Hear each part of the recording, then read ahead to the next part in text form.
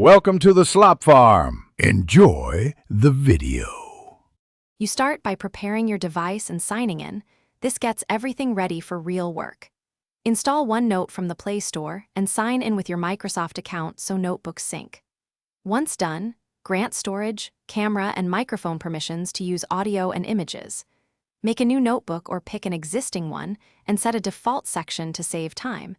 This ensures new notes land where you expect them, so you avoid hunting later. Next, capture and structure your content so it's easy to find. Use Quick Notes for fast thoughts, the camera to clip images, audio recording for lectures, and the pen tool for handwriting. Each method preserves context. Create pages and subpages to mirror projects, then add tags like to do and important to filter later. Once you have multiple entries, use drag and drop to reorder pages and rely on search, and the notebook's view. Finish by syncing, sharing, and handling common hiccups so your work stays accessible. Tap Sync to push changes and make sure your account shows as connected. Use Wi-Fi for large uploads.